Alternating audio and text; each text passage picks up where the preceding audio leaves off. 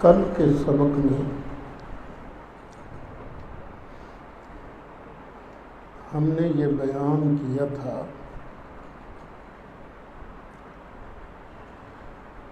کہ نجدی سوچ یہی ہے کہ اللہ والوں سے برکت نہیں ملتی، برکت حاصل کرنا حرام ہے۔ پھر میں نے کہا پاکستان میں بھی کچھ لوگ ایسے ہیں، اور اس میں میں نے مثال دی تھی کہ عطاء اللہ شاہ صاحب بخاری وہ مجلس احرار کے تھے، بہت بڑے خطیب تھے۔ ان کا ایک عربی خطبہ فیس بک پر کئی بار سنا، تلفظ بہت اعلیٰ، لب و لہجہ بھی بہت اعلیٰ، لیکن اس عربی خطبے میں وہ یہ بھی کہتے ہیں کہ کسی نبی ولی سے برکت حاصل کرنا خسران ہے، وبال ہے۔ آج ہی تھوڑی دیر پہلے کراچی میں ہمارے ایک دوست ہیں معین صاحب، ان کا مجھے ٹیلی فون آیا کہ حضرت وہ میں نے آپ کا کلپ نمبر 8 سنا ہے، اس میں آپ نے جو یہ فرمایا ہے کہ وہ شاہ جی کا خطبہ ہے، کہتے ہیں نہیں، غلط منسوب ہے شاہ صاحب کی طرف۔ میں نے کہا جی الحمدللہ، غلط منسوب ہے تو الحمدللہ۔ ہم کون سا چاہتے ہیں کہ ہمارے موافقین کی تعداد کم ہو؟ وہ خود بتانے لگے کہ ہماری فیکٹری کے پاس ہی ایک قاری صاحب اسحاق ان کا نام ہے، یہ ان کا خطبہ ہے۔ تو میں نے کہا اچھا، میں آپ کے سامنے وضاحت کر دوں کہ ان کے نام سے جو خطبہ نشر ہو رہا ہے، بعض لوگ اس کو شاہ جی کا خطبہ تسلیم نہیں کرتے۔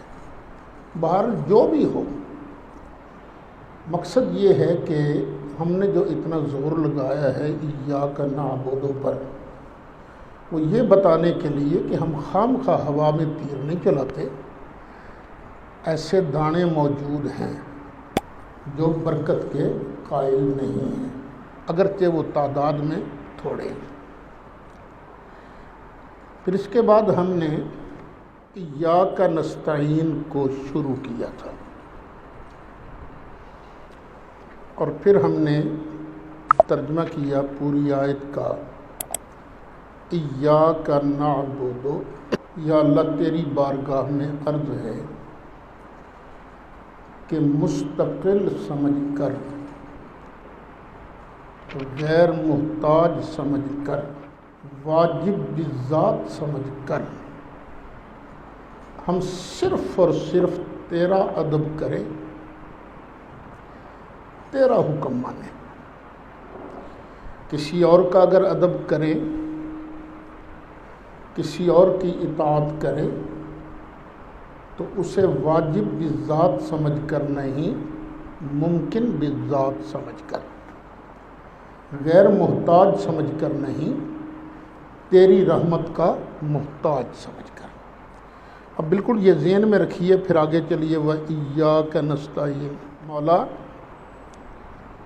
ہم مستقل سمجھ کر، واجب بالذات سمجھ کر اور غیر محتاج سمجھ کر اگر استعانت کریں، مدد مانگیں تو صرف تجھ ہی سے مدد مانگیں۔ کسی اور سے اگر مدد مانگیں تو اس کو تیری رحمت کا محتاج سمجھ کر، تیری عطا کا مظہر سمجھ کر، واجب بالذات سمجھ کر نہیں بلکہ ممکن بالذات سمجھ کر کسی اور سے مدد مانگیں، لیکن غیر محتاج سمجھ کر صرف اور صرف تیری بارگاہ میں استعانت کریں۔ پھر اس کی میں نے مثال بھی عرض کی تھی. اللہ فرماتا ہے ایای فاتقون، صرف مجھ ہی سے ڈرو. کیا مطلب؟ مستقل سمجھ کر، واجب بالذات سمجھ کر، غیر محتاج سمجھ کر صرف مجھ ہی سے ڈرو. ہاں، کسی اور سے ڈرنا ہو تو اسے واجب بالذات نہ سمجھو، ممکن بالذات سمجھو. غیر محتاج نہ سمجھو، محتاج سمجھو.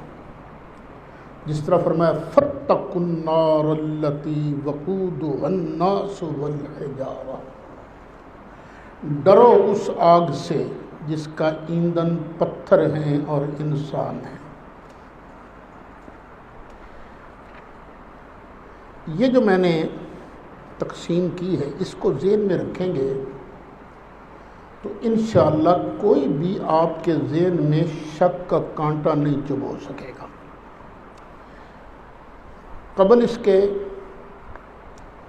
کہ ہم قرآن و سنت کے دلائل اس مسئلے میں پیش کریں کہ اللہ کی رحمت کا محتاج سمجھ کر کسی اور سے مدد مانگی جا سکتی ہے، ہم مناسب سمجھتے ہیں کہ علماء دیوبند کے حکیم الامت علامہ اشرف علی صاحب تھانوی نے اپنی زندگی کی آخری کتاب بوادر النوادر میں اس مسئلہ کو بیان کیا ہے.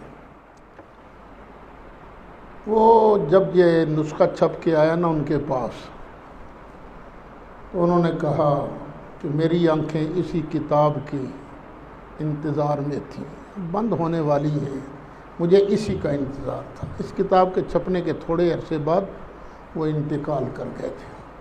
یعنی یہ آخری کتاب ہے ان کی، اور آخری بات بڑی حجت ہوتی ہے. انہوں نے اپنے کتاب میں نا یہ پہلا غریبہ، یہ دوسرا غریبہ، یہ تیسرا غریبہ، اس طرح کر کے نا بڑے مسائل کو سہل انداز میں بیان کیا ہے. 54واں غریبہ یعنی 54 54واں غریبہ در احکام اقسام استعانت بالمخلوق، مخلوق سے مدد مانگنے کی قسموں کے احکام، کہ مدد سے، مخلوق سے مدد مانگنا کون سی مدد جائز ہے اور کون سی ناجائز. یہ ان پر ایک سوال ہوا تھا. پہلے انہوں نے سوال نقل کیا. سوال کرنے والا سوال کرتا ہے کہ حضرت حاجی صاحب رحمۃ اللہ علیہ، یہ کون سے حاجی صاحب ہیں؟ تھانوی صاحب کے، گنگوئی صاحب کے، ان سب کے پیر و مرشد حاجی امداد اللہ صاحب مہاجر مکی رحمۃ اللہ علیہ. ان کا احترام، ان کے لیے دعا ہم بھی کرتے ہیں، ہم بھی کرتے ہیں.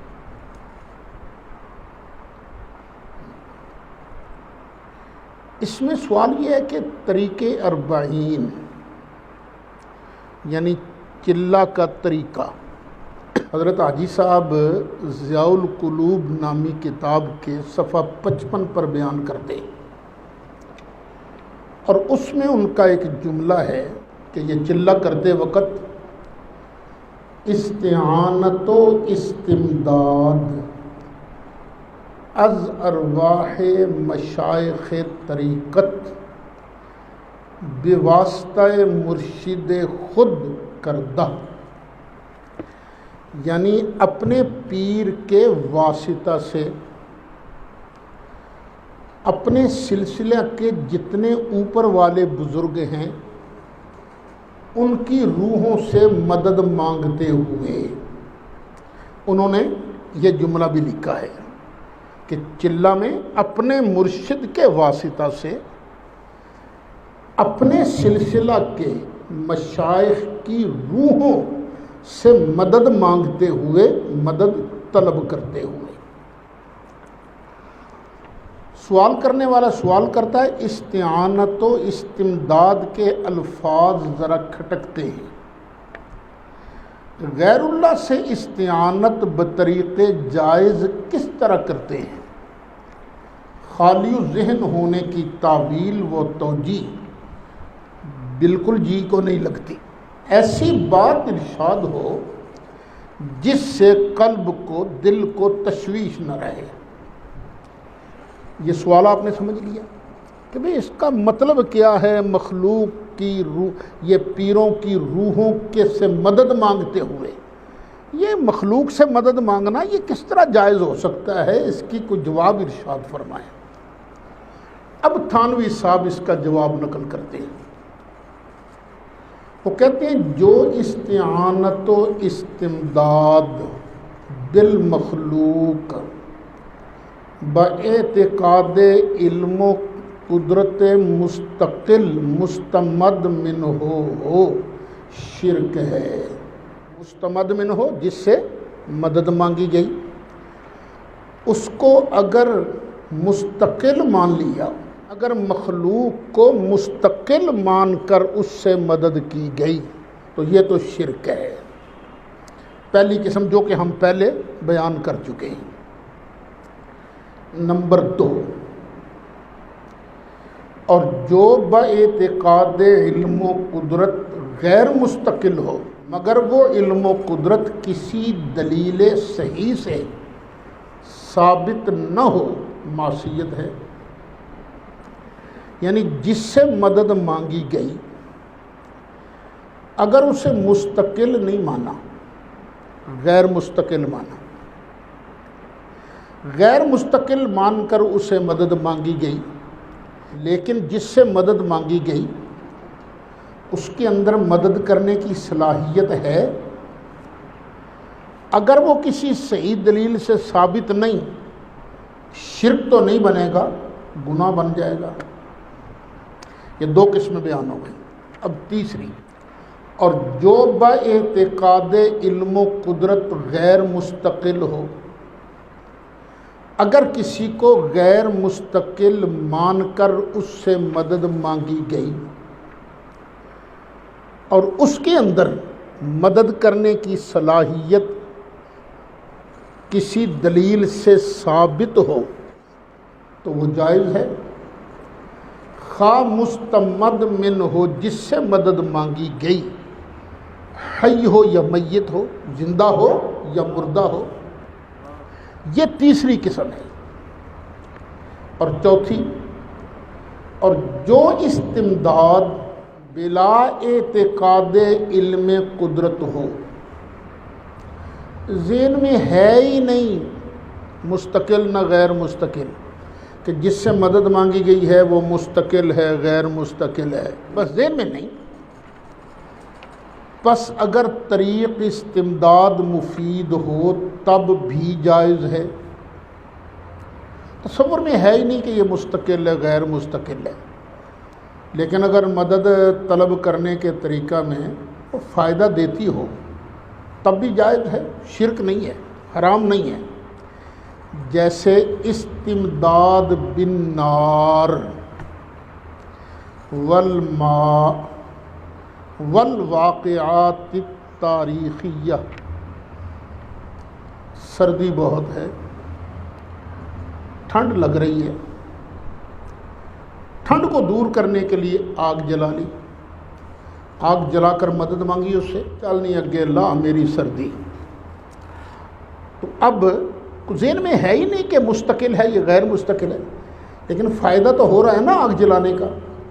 گرمی بہت ہے،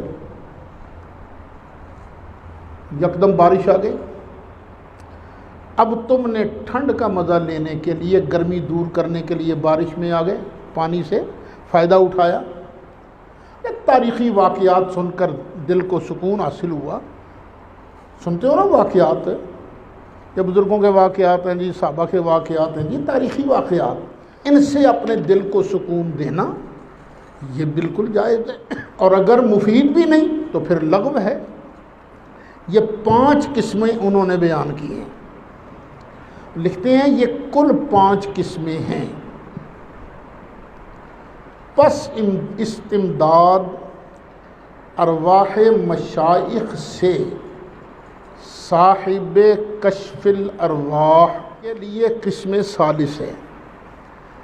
وہ آدمی جو روحوں سے ہم کلام ہو جاتا ہے، روحوں کا کشف اس کو ہوتا ہے، اس کے لیے تو بالکل جائز ہے۔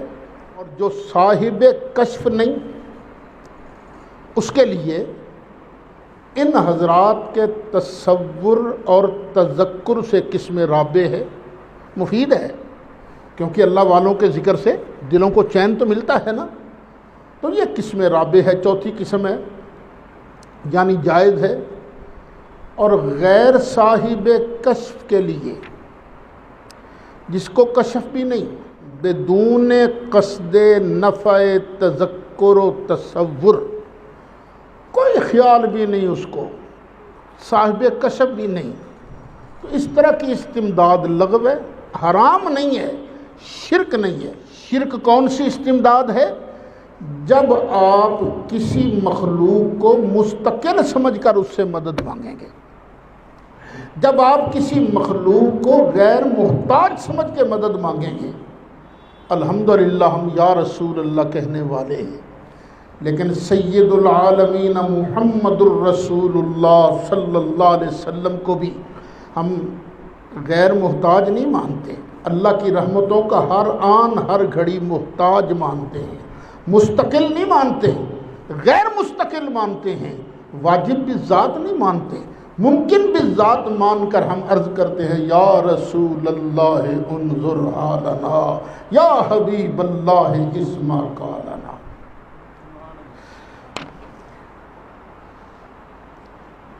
ایک اور بہت بڑے دیوبندی عالم ہیں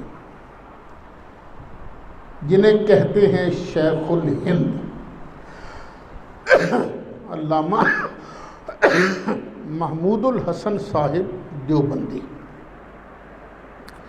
یہ وہی ہے نا جن کی میں نے آپ کو بات سنائی تھی کہ علامہ حسین احمد مدنی، اچھا ان کو انگریز نے گرفتار کر لیا تھا، مالٹا بھیج دیا۔ علامہ حسین احمد مدنی ان کے شاگرد تھے، وہ گرفتار نہیں ہوئے تھے لیکن اپنے استاد کی خدمت کرنے کے لیے وہ ساتھ چلے گئے۔ جب وہ واپس آئے، اب میری بات کو دھیان سے سننا، شاید پہلے بھی بیان کی ہے میں نے، دھیان سے سننا اور اس کو دل کی تختی پر لکھنا۔ وہ آئے تو دیوبند میں بہت بڑا مجمع تھا، بڑے بڑے ان کے اکابر وہ سارے وہاں موجود تھے۔ اب علامہ محمود الحسن دیوبندی جنہیں شیخ الہند کہا جاتا ہے، انہوں نے کہا میں نے 4 سال تک وہاں رہ کر بڑا سوچا، ہم پر جو مصیبتیں آ رہی ہیں اس کی بڑی وجہ یہ ہے ہم نے قرآن کی تعلیم سے اپنا منہ موڑا ہوا ہے۔ اس لیے گلی گلی ناظرہ قرآن کے مدارس کھولو، گلی گلی، اور عوامی درس قرآن جو ہے نا وہ شروع کرو۔ ادھر ادھر کی بحثیں جو ہیں ان میں پڑھنے کا فائدہ نہیں۔ دیوبند کے ہی علامہ انور شاہ کشمیری بہت بڑے ان کے عالم دین تھے، یعنی اتنی بڑے عالم دین تھے وہ علامہ انور شاہ کشمیری۔ جب ان کا انتقال ہوا، ان کے انتقال پر تعزیتی جلسہ ہوا، تعزیتی جلسے میں اوروں نے بھی تقریر کی اور علامہ شبیر احمد عثمانی نے بھی تقریر کی۔ علامہ شبیر احمد عثمانی کو چھوٹا موٹا مولوی نہیں تھا، بہت بڑے مولوی صاحب تھے۔ یعنی ایک بات یاد رکھنا، ہمارا اختلاف ہے، یہ نہیں کہ ہمارا اختلاف نہیں، لیکن کسی کا بدتمیزی سے ذکر کرنا یہ بھی کوئی اچھی بات نہیں ہے۔ ٹھیک ہے، ان کو اندر اللہ نے کوالٹیاں رکھی تھی، کتابیں لکھی انہوں نے، شرح صحیح مسلم انہوں نے لکھی، فتح الملہم شرح صحیح مسلم، بہت اچھی کتاب ہے۔ پھر قرآن پاک کا حاشیہ جو ان کے استاد سے رہ گیا تھا علامہ محمود الحسن دیوبندی سے، وہ بھی انہوں نے حاشیہ مکمل کیا ہے۔ تو عثمانی صاحب نے تقریر کرتے ہوئے کہا تم کیوں روتے ہو؟ اور تمہارے لیے تو ہم بیٹھے ہوئے ہیں نا، ہم بیٹھے ہوئے ہیں، تمہارے لیے ہم ہی انور شاہ جی ہیں، ہم بیٹھے ہوئے ہیں، اور رونا تو مجھے چاہیے نا، میں اب کس کے پاس جا کے اپنے مسائل حل کرواؤں گا؟ یعنی علامہ انور شاہ کشمیری بہت بڑے تھے، لیکن آخر میں انہوں نے یہ بھی کہہ دیا میں نے ساری زندگی خراب کر لی اپنی۔ بھئی حنفی شافی کے مسئلے بیان کرتا رہا میں، حنفی شافی کے مسئلے بیان کرتا رہا، جو اصل کام تھا کرنے والا وہ میں نے نہیں کیا۔ اصل کام کیا ہے کہ قرآن کریم اور سنت مصطفیٰ علیہ الصلاۃ والسلام کی تعلیم دینا، یہ ہے اصل کام۔ جو آپ حضرات یہ درس قرآن میں آتے ہو، دورہ تفسیر القرآن میں شرکت کرتے ہو، اللہ کا لاکھ لاکھ شکر ادا کرو کہ ہمیں قرآن پاک کا خادم اللہ تعالیٰ بنا رہا ہے، اور اس میں بددلی سے کبھی نہ بیٹھنا، آئے میں نے نیند آ رہی ہے، نہ بیٹھو تو یہ سمجھو مجھے قرآن کا فیض ملنا ہے تو میں قرآن کا فیض لینے آیا ہوا۔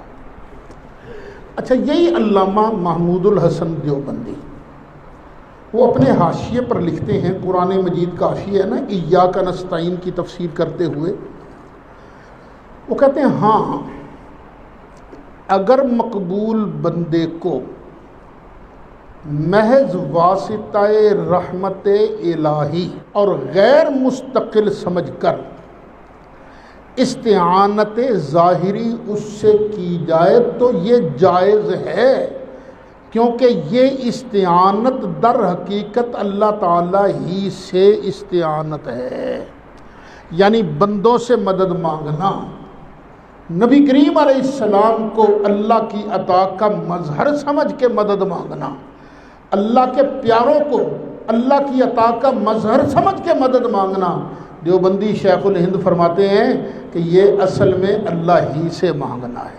تو بھائی ہم پر شرک کا فتویٰ کس وجہ سے؟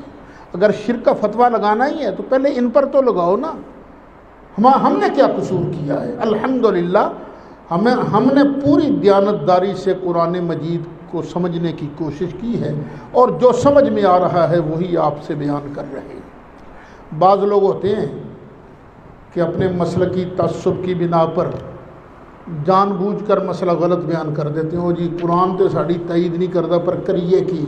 الحمدللہ یہاں یہ چیز نہیں ہے، یہاں جو مجھے نظر آئے گا کہ قرآن یہ فرما رہا ہے، اللہ کا یہ ارشاد ہے، وہ آپ کے سامنے پوری دیانتداری سے پیش کر دوں گا۔ اب دیکھیے نا، موتیں روز ہو رہی ہیں، میرا کو پتہ ہے کب یہ سانس نکل جائے، جان نکل جائے، تو مرنے کے بعد مجھے سچ فائدہ دے گا، جو قرآن کے ساتھ روند مارا ہوگا وہ فائدہ دے گا، روند ووند فائدہ نہیں دیں گے، حق اور سچ ہی فائدہ دے گا۔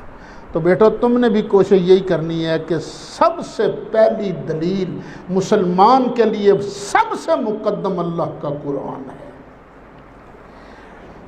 ایک بزرگ گزرے ہیں جن کا نام ہے حضرت شاہ عبدالعزیز محدث دہلوی رحمۃ اللہ علیہ، وہ ہم سب کے استاد جی ہیں، یعنی پاکستان ہندوستان میں جتنے لوگ حدیث پڑھنے پڑھانے والے ہیں سوائے شیعہ حضرات کے، یہ تقریباً سارے کے سارے یہ شاہ جی کے شاگرد بنتے ہیں۔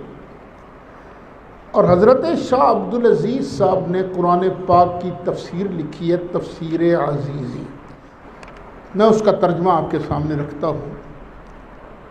وہ فرماتے ہیں اس جگہ جاننا چاہیے کہ غیر اللہ سے استعانت اسی وقت حرام ہے جب اعتماد اس غیر پر ہو اور اس غیر کو امداد الہی کا مظہر نہ سمجھے، اس کو مظہر نہیں سمجھا تو یہ حرام ہے، اور اگر توجہ اللہ تعالیٰ کی طرف ہو اور اس غیر کو مدد کا مظہر جان کر کارخانہ اسباب اور حکمت الہی پر نظر کرتے ہوئے اس غیر سے ظاہری طور پر مدد چاہے تو خلاف عرفان نہیں اور شریعت میں بھی جائز ہے، اور حضرات الانبیاء اور اولیاء نے بھی غیر اللہ سے اس قسم کی استعانت کی ہے، یعنی ہم ہی نہیں صرف اولیاء اللہ بھی اور اللہ کے پیارے نبی بھی اس طرح کی مددیں مانگتے رہے ہیں۔ دراصل اس قسم کی مدد طلب کرنا غیر سے مدد مانگنا نہیں، بلکہ حق تعالی ہی سے مدد مانگنا ہے۔ یہ سمجھ کر کہ نبی مکرم شفیع معظم جان دو عالم صلی اللہ علیہ وسلم کو جو کچھ ملا ہے اللہ کی بارگاہ سے ملا ہے، اللہ کی عطا سے یہ سرکار فیض دیتے ہیں، خزانے تقسیم فرماتے ہیں، یہ سمجھ کر اگر رسول اللہ کی بارگاہ میں عرض کی جائے تو یہ عرض اصل میں اللہ تعالیٰ ہی کی بارگاہ میں عرض ہے۔ یہ تفسیر عزیزی ہے، جلد پہلی ہے، صفحہ 8 ہے، مطبوعہ افغانی دارالکتب دہلی کا چھپا ہوا ہے۔ اچھا، شاہ عبدالعزیز صاحب کے بارے میں نے پہلے آپ کو بتایا کہ سارے وہابی دیوبندی اہل سنت جتنے علماء ہیں سب کے استاد جی بنتے ہیں تقریباً۔ اب ان کی شان میں چند لفظ لکھے ہیں شاہ اسماعیل دہلوی صاحب نے۔ شاہ اسماعیل دہلوی نے، جن کی وہ تقویت الایمان، صراط مستقیم، جن کتابوں نے پاکستان ہندوستان میں فرقہ واریت کا بیج بویا، سب سے بڑا حصہ ان کتابوں کا ہے۔ ان کتابوں کی وجہ سے کئی قتل مقاتلے بھی ہوئے۔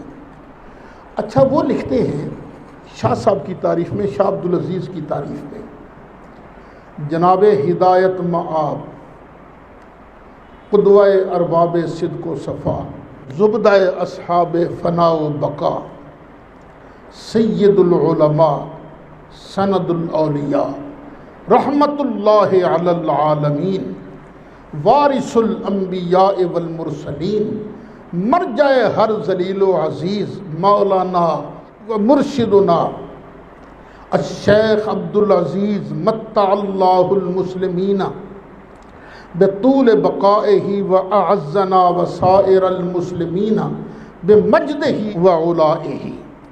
اتنے لقب دے کر شاہ اسماعیل ان کا ذکر کر رہا ہے۔ شاگرد بھی تھا، بھتیجا بھی تھا نا ان کا۔ اب میں سوچتا ہوں جب اتنے لقب دے رہے ہیں اور وہ جو ایاک نستعین کی تعریف میں فرما رہے ہیں، پھر اس کے بعد کس منہ سے شاہ اسماعیل نے اپنی کتاب میں لکھا تقویت الایمان میں کہ رسول کے چاہنے سے کچھ نہیں ہوتا، جس کا نام محمد علی ہے، کسی چیز کا مختار نہیں۔ جب آپ کے مرشد لکھ رہے ہیں، آپ کے شیخ، استاد اور چچا لکھ رہے ہیں جن کی آپ اتنی تعریف کرتے ہو، وہ لکھتے ہو کہ ان سے مدد مانگنا اصل میں اللہ ہی سے مدد مانگنا ہے۔ تو اللہ کرے میری بات پہنچے، دل کے کانوں سے سنیں، اور خام خواہ یا رسول اللہ کہنے والوں پر شرک کا فتویٰ نہ لگایا جائے۔ وہ کراچی والے مفتی صاحب بھی تو سن رہے ہوں گے نا، جنہوں نے کہا تھا یا رسول اللہ نہیں چلے گا، یا رسول اللہ مدد نہیں چلے گا، ایاک نستعین صرف یا اللہ مدد چلے گا، یا رسول اللہ مدد کہنا شرک ہے۔ اللہ کرے وہ بھی سن لیں، اور ہو سکتا ہے وہ اپنی بات سے رجوع کر لیں۔ یہاں یہ ہمارے مخالفین ایک اور بات کیا کرتے ہیں، وہ کہتے ہیں ایک ہوتا ہے غیر اللہ سے مدد مانگنا ما تحت الاسباب، ایک ہوتا ہے ما فوق الاسباب۔ ما فوق الاسباب مدد مانگنا یہ تو شرک ہے، اور ما تحت الاسباب مدد مانگنا یہ جائز ہے۔ وہ یہ تقسیم کرتے ہیں۔ اگر تو اس کا مطلب یہ ہے، اب میں ان کی اس تقسیم کو درست بھی کرنے لگا ہوں کہ اگر یہ مطلب ہے کہ وہ ذات جو کسی بھی سبب، کسی بھی ذریعہ اور وسیلے کے مدد کر سکتی ہے، وہ ذات صرف اور صرف اللہ وحدہ لا شریک کی ذات ہے۔ اللہ تعالیٰ کو وسیلہ بنانے کی ضرورت نہیں، بغیر کسی سبب کے، بغیر کسی وسیلے کے اگر کوئی ذات مدد کر سکتی ہے تو وہ کس کی ذات ہے؟ اللہ وحدہ لا شریک کی۔ باقی ہر مخلوق جو کسی کی مدد کرتی ہے وہ کسی نہ کسی سبب، کسی نہ کسی وسیلہ، کسی نہ کسی ذریعہ سے مدد کرتی ہے۔ اگر یہ مطلب ہے تو یہ ٹھیک ہے، میں اس کی تائید کرتا ہوں۔ کیوں تائید کرتا ہوں؟ کہ اللہ تعالیٰ کی عطا بھی تو ایک سبب ہے نا۔ نبی ولی جو بھی مدد کرتا ہے بغیر سبب کے مدد نہیں کرتا، اللہ کی عطا کے سبب سے مدد کرتا ہے۔ اس لیے بھی ہم کہتے ہیں جھگڑا ختم کرو، قریب ہو۔ اگر یہ معنی ہے تو یہ معنی ہم بھی تسلیم کرتے ہیں۔ واحد وہ ذات ہے میرے پروردگار کی جس کو کسی وسیلے کی ضرورت نہیں، کسی سبب کی ضرورت نہیں، اور باقی مخلوق جو ہے وہ مدد کرتی ہے تو اللہ کی عطا کے سبب سے مدد کرتی ہے۔ اچھا ایک اور طریقے سے سن لیجئے، اللہ دیکھ بھی رہا ہے، سن بھی رہا ہے،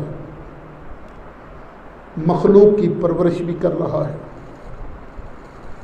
اور ادھر میں اور آپ ہم دیکھ بھی رہے ہیں، سن بھی رہے ہیں، کچھ نہ کچھ کام بھی کر رہے ہیں۔ اللہ بھی دیکھ رہا ہے، ہم بھی دیکھ رہے ہیں، اللہ بھی سن رہا ہے، ہم بھی سنتے ہیں، اللہ بھی کام کرتا ہے، سارے کام وہی کرتا ہے، ہم بھی نہ کچھ تو کرتے ہی ہیں نا۔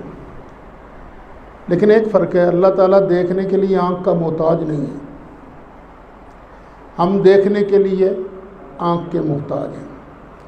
اللہ سنتا ہے پر سننے کے لیے کان کا محتاج نہیں، ہم سننے کے لیے کان کے محتاج ہیں۔ اللہ مخلوق کو پال رہا ہے، رب العالمین ہے، لیکن پالنے کے لیے وہ ہاتھوں کا محتاج نہیں، کسی سبب کا محتاج نہیں ہے۔ لیکن ہم لوگ کام کرنے کے لیے ہاتھ کے محتاج ہیں، کام کے محتاج ہیں، بولنے کے لیے زبان کے محتاج ہیں۔ اگر ما فوق الاسباب اور ما تحت الاسباب کا یہ معنی ہے تب بھی ٹھیک ہے، تب بھی ٹھیک ہے، ہم تسلیم کرنے کے تیار ہیں۔ یار قریب تو آؤ نا، ہمارے دور دور کیوں بھاگتے ہو؟ لیکن بعض اوقات کچھ لوگ کہتے ہیں نہیں، اسباب سے مراد ہے اسباب عادیہ، یعنی ظاہری اسباب، ظاہری اسباب، باطنی اسباب کو ہم تسلیم نہیں کرتے۔ آنکھ سے تو ہر کوئی دیکھ لیتا ہے، لیکن تم کہتے ہو کئیوں کو باطنی آنکھ ملتی ہے، یہ ہم نہیں مانتے۔ اب ان کو سمجھانے کے لیے میں مثال دوں گا موبائل ٹیلی فون کی۔ میرے پاس موبائل ہے، گھر پڑا ہوا ہے، آپ کے پاس بھی موبائل ہیں۔ دنیا بھر میں کسی بھی نمبر پر بیلنس ہو تو آپ جو نمبر بھی آپ کو معلوم ہو اس نمبر پر آپ کال کر سکتے ہیں۔ جب موبائل کے ذریعے آپ نے کیا ٹیلی فون، اب امریکہ والا وہاں سن رہا ہے کہ نہیں؟ امریکہ والے کی بات آپ سن رہے ہیں کہ نہیں؟ اب ذرا یہ تو بتایا جائے سن کیسے رہا ہے؟ دونوں موبائلوں کے درمیان کوئی وائر نہیں ہے، کوئی تار نہیں ہے، کوئی ظاہری سبب بھی اور نہیں ہے۔ ہاں لوگ کہتے ہیں کہ کچھ ویوز ہیں، لہریں ہیں، وہ سائنسدانوں نے ان لہروں کو ڈسکور کر لیا ہے، بس انہوں نے ایسا سسٹم بنا دیا ہے وہ باطنی لہروں پر آواز سفر کرتے ہوئے ٹھیک اسی وقت اس تک پہنچا دیتی ہے۔ میرے تیرے پاس موبائل ہو، ظاہری طور پر کوئی سبب نہیں ہے، میری تیری آواز امریکہ تک پہنچا دیتا ہے، تو کیا تم نے اللہ کو اتنا ہی کمزور سمجھا ہے؟ اس کے پیاروں کو اتنا ہی کمزور سمجھا ہے؟ ان کے پاس اگر اللہ تعالیٰ نے کوئی باطنی موبائل دے رکھا ہو، باطنی سکرین ان کے پاس موجود ہو جس سے وہ ساری دنیا کو دیکھ سکتے ہیں، تو اس میں تکلیف کیا ہے؟ تو کئی چیزیں یہ 100 سال پہلے کو تصور کر سکتا تھا موبائل ٹیلی فون کا؟ مجھے اچھی طرح یاد ہے، مجھے جب کسی نے بتایا نا جی اب تو ایسے ٹیلی فون ایجاد ہو گئے ہیں کہ آپ ادھر سے بات کریں ادھر سے امریکہ والا بات کرے تو دونوں ایک دوسرے کو بات کرتے ہوئے دیکھ بھی سکتے ہیں. ویڈیو کال نہیں کس طرح ہوتی. اچھا میں بڑا حیران ہوا. اب جب آنکھوں سے دیکھ لیا تو سب ساری حیرانی ختم ہو گئی. اور اسی طرح پاگل نہ بن, اللہ تعالیٰ اپنے پیاروں کو دیتا ہے, باطنی اسباب دیتا ہے. تو باطنی آنکھ نہیں مانتا نہ مان. میرے مصطفیٰ علیہ الصلاۃ والسلام کو اللہ نے باطنی آنکھیں دی نہیں تھی. سرکار کیا فرماتے ہیں, رکوع سجدے ٹھیک کیا کرو. کیوں؟ میں جس طرح آگے دیکھتا ہوں پیچھے بھی دیکھتا ہوں. میں دیکھتا ہوں پیچھے, اور میں لا یخفی علی رکوعکم ولا خشوع, میں تمہارے رکوع بھی جانتا ہوں, تمہارے دلوں کی کیفیات بھی جانتا ہوں. یہ اللہ تعالیٰ کی عطا ہے, وہ اپنے پیاروں کو چیزیں عطا کرتا ہے. چلیے اب ذرا قرآن مجید فرقان حمید سے دیکھیں کہ ظاہری اسباب کے علاوہ باطنی اسباب سے اللہ کے پیاروں نے مدد کی ہے کہ نہیں کی. پہلی آیت, حضرت سیدنا عیسیٰ علیہ السلام اپنی قوم کے سامنے تشریف لائے. فرمایا انی اخلق لکم من الطین کہیئۃ الطیر, میں نا مٹی لیتا ہوں, مٹی سے لے کر پرندے کی مورت بناتا ہوں. آپ نے بازار میں بکتے دیکھے ہوں گے, مٹی کے کبوتر, مٹی کی بطخیں, مٹی کے طوطے بنے ہوئے آپ دیکھتے ہیں بازاروں میں بکتے ہیں. فرمایا میں اسی طرح نا مٹی کا پرندے کی مورت بناتا ہوں. فانفخ فیہ, پھر میں کروں گا اس کے اندر پھونک ماروں گا, پھر ہوگا کیا, فیکون طیرا باذن اللہ, اللہ کے حکم سے, اللہ کی بخشی ہوئی طاقت سے وہ سچ مچ اڑنے والا پرندہ بن جائے گا. اب میری اور آپ کی عادت کیا ہے, ہم مٹی کا پرندہ بنا لیں, زور زور سے سارے پھونکے مارنا شروع کر دیں, اس پر کوئی اثر نہیں ہوگا. کیوں؟ اللہ نے ہمیں وہ باطنی سبب نہیں نہ بخشا جو جناب عیسیٰ علیہ السلام کو بخشا تھا. پھر آگے فرمایا وَأُبْرِئُ الْأَكْمَحَ, کوئی مادرزاد اندھا آ جائے جس کی آنکھ میں ڈیلا تک نہیں, میں بس یوں ہی کروں گا, سچ مچ کا بینا بن جائے گا. وَالْأَبْرَصَ, کوڑ کا مریض آ جائے, میں جسم پر ہاتھ پھیروں گا تو کوڑ کا مریض بھی ٹھیک ہو جائے گا. وَأُحْيِي الْمَوْتَى بِإِذْنِ اللَّهِ, اور اللہ کی بخشی ہوئی طاقت سے میں مردوں کو بھی زندہ کر دیتا ہوں. تو بھئی یہ نہیں کہنا چاہیے کہ اللہ تعالیٰ اپنے پیاروں کو باطنی اسباب نہیں عطا فرماتا. دیکھیے قرآن مجید ہے, جناب عیسیٰ علیہ السلام اپنی خداداد طاقتوں کا اظہار فرما رہے. علامہ اشرف علی تھانوی ایک بڑے مزے کی بات کہتے ہیں. افادات یومیہ ہے, جلد 1 ہے, صفحہ 243 ہے. تھانوی صاحب کہتے ہیں کہ ایک بڑھیا مائی سرکار غوث اعظم کے پاس اپنا بیٹا لے کے آئی. جی آپ اس کو پڑھا دیجئے. فرمایا داخل کرا دو مدرسے میں. چند دن کے بعد وہ آئی, اس نے دیکھا کہ بیٹا جو ہے پانی میں بھگو کر نا جو کی سوکھی روٹی وہ کھا رہا ہے, اور سوکھ کے کانا ہو گئے. اور جب سرکار غوث اعظم کے پاس آئی, سرکار غوث اعظم بھی کھانا کھا رہے تھے, اور کھا رہے تھے بھونا ہوا مرغا. اس کو دیکھ کر نا بڑا غصہ آیا, کہنے لگی پیر جی خود مرغے کھاتے ہو, میرے بیٹے کے لیے جو کی سوکھی روٹی وہ بھی پانی کے ساتھ. سرکار غوث اعظم مسکرا دیے.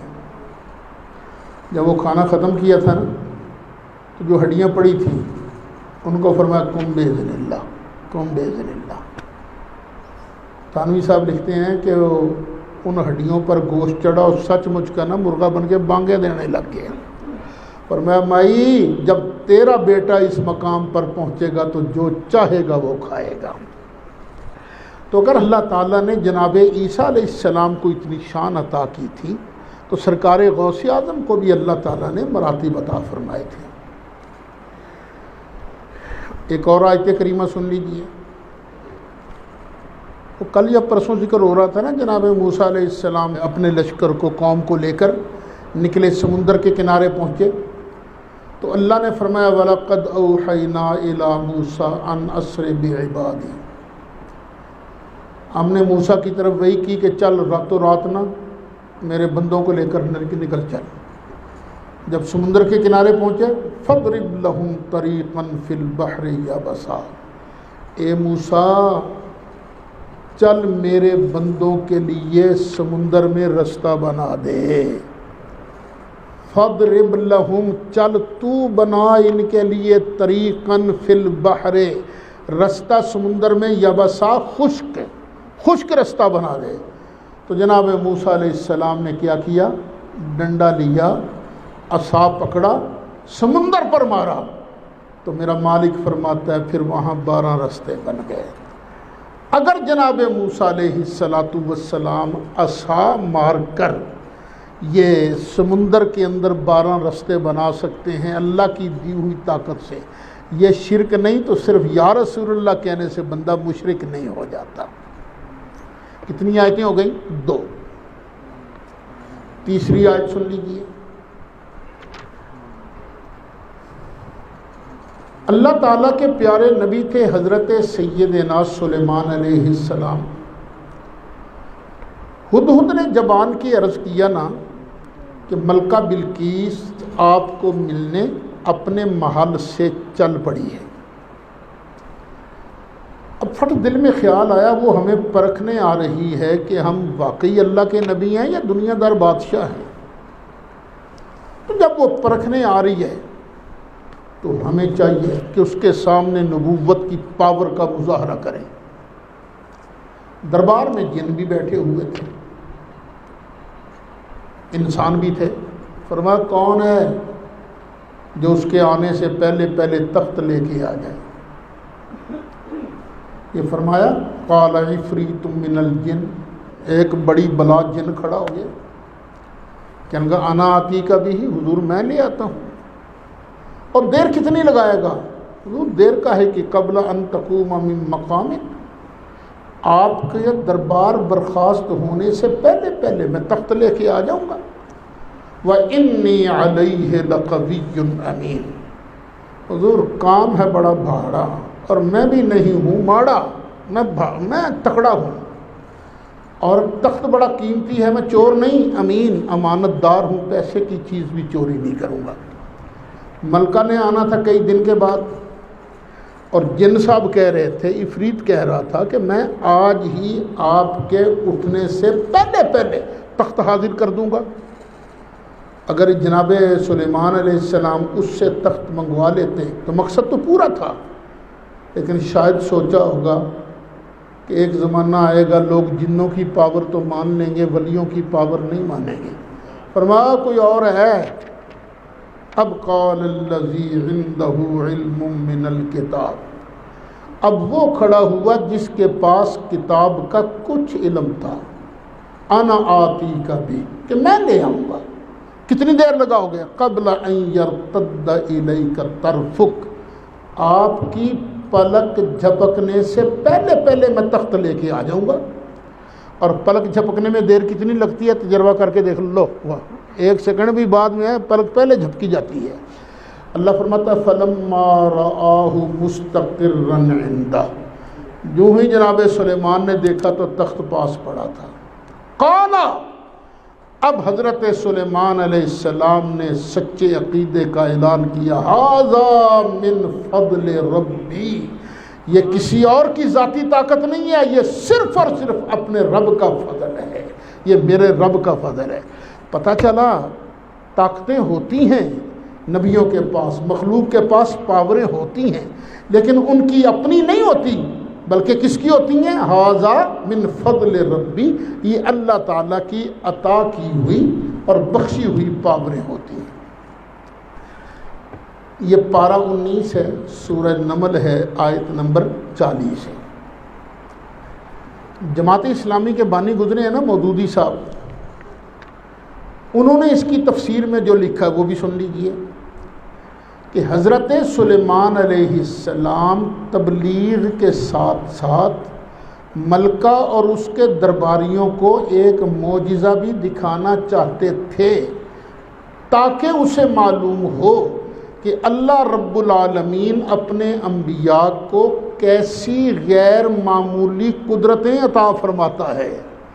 عطا کی نفی تو نہ کرو نا یار کہ اللہ دیتا نہیں ہوں، اور اسے یقین آ جائے کہ حضرت سلیمان واقعی اللہ کے نبی ہیں۔ یہ تفہیم القرآن ہے، جلد 3 ہے، صفحہ 575 ہے۔ یہ غیر مقلدوں وابیوں کے ایک مولوی صاحب گزرے ہیں نا، علامہ احسان الہی ظہیر، وہ اپنے ایک مولوی صاحب کو شیخ الاسلام کے نام سے یاد کرتے ہیں۔ اس مولوی صاحب کا نام ہے ثناء اللہ صاحب امرتسری، سرگودا میں دفن ہے۔ ابھی 2 سال پہلے انہوں نے ان کی یاد میں وہ جلسہ بھی کیا تھا، کانفرنس کی تھی۔ ہم عرس کرتے ہیں، وہ کانفرنس کر لیتے ہیں، کوئی برسی کر لیتا، ہوتا ہے ایک ہی کام ہے، خام خواہ جھگڑے بڑھانے کے لیے آؤ جی تسی عرس کر دو، تم بھی تو کرتے ہو، تم برسی کہہ لیتے ہو۔ اچھا، امرتسری صاحب نے کیا کہا؟ ایک شخص نے کہا جس کے پاس کتاب کا علم تھا، یعنی وہ کتابی تعلیمات کا عالم تھا، جس کی وجہ سے اس کو ایسے امور پر قدرت تھی، ایسے امور پر اس قرآن کتابی تعلیمات کی وجہ سے اس کو ایسے امور پر قدرت تھی۔ تفسیر سنائی صفحہ 454، مطبوعہ سنائی اکیڈمی لاہور۔ اب آپ نے سن لیا کہ امرتسری صاحب بھی لکھتے ہیں کہ اس کو ایسے امور پر قدرت تھی، مودودی صاحب بھی لکھتے ہیں تاکہ لگ پتہ جائے کہ اللہ تعالیٰ غیر معمولی قدرتیں عطا فرماتا ہے۔ لیکن اس کے باوجود لوگ بڑے دھڑلے سے کہیں گے او جی جن کو تم اللہ کے علاوہ پکارتے ہو وہ کھجور کی گٹھلی کے اوپر بنا ہوا سفید چھلکا اس کے بھی مالک نہیں ہے۔ ما یملکون من قطمیر۔ اوے اللہ کے بندو خدا کا خوف کرو، کیوں بتوں والی آیتیں پڑھ پڑھ کر نبیوں ولیوں پر فٹ کرتے ہو؟ اس ٹوپی کا مالک اللہ نے کس کو بنایا ہے؟ مجھے، میں اس ٹوپی کا مالک ہوں۔ میرے لباس کا مالک کون ہے؟ میں ہوں، اللہ نے مجھے بنایا ہے۔ جو آپ کے پاس چیزیں ہیں ان کے مالک کون ہو؟ آپ ہو، آپ ان چیزوں کے مالک ہو۔ تو کیا اگر کافر کہے تمہارا قرآن جھوٹ بولتا ہے؟ قرآن کہتا ہے ان الذین تدعون من دون اللہ ما یملکون من قطمیر، کہ اللہ کے علاوہ جن کو بھی تم بلاتے ہو وہ تو کھجور پر گٹھلی کے اوپر بنے ہوئے سفید چھلکے کے بھی مالک نہیں ہیں۔ تو کیا جواب ہوگا؟ کیا ہم مالک نہیں ہیں؟ امریکہ کتنی چیزوں کا مالک نہیں ہے؟ روس، چین، پاکستان کیا کسی چیز کے مالک نہیں ہیں؟ اور یہ بات اللہ کر رہا ہے بت کی، اور بدبختوں بتوں کو پوچھتے ہو؟ یہ بت جو ہیں بالکل نکمے نکارے ہیں، یہ کھجور کی گٹھلی کے اوپر بنے سفید چھلکے کے بھی مالک نہیں ہیں۔ میں یہ سمجھتا ہوں، اور میری بات کو غور سے سننا، مسئلہ استمداد و استعانت میں جھگڑا یہ نہیں کہ اللہ کے بندوں کے پاس کچھ ہے کہ نہیں، جھگڑا اصل میں یہ ہے اللہ کنجوس ہے کہ سخی، جھگڑا یہ ہے۔ ان کا اصل کلیم یہ ہے اللہ کسی کو دیتا کچھ نہیں ہے، اللہ کسی کو عطا کچھ نہیں کرتا، اور ہم کہتے ہیں نہیں ہے بل یداہ مبسوطتان، اللہ کے دونوں ہاتھ کھلے ہوئے ہیں، ینفق کیف، اور جیسے چاہتا ہے اللہ تعالیٰ عطا کرے جاتا ہے، کر رہا ہے عطا۔ وہ عطا کرتا ہے تو سرکار فرماتے ہو دیتا اللہ ہی ہے، میں تو آگے تقسیم کرنے والا ہوں۔ اب ایک اور آیت سن لیجیے،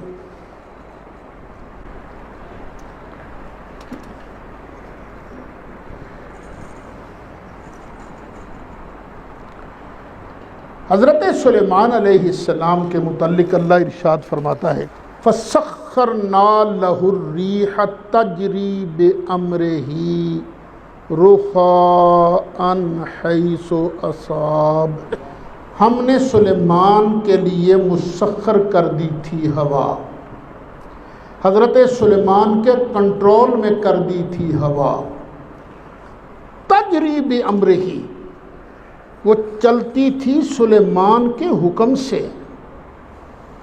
اچھا ہم گاڑی میں سفر کرتے ہیں نا تو کئی بار جم بھی بڑا ڈاڈا لگ جاتا ہے۔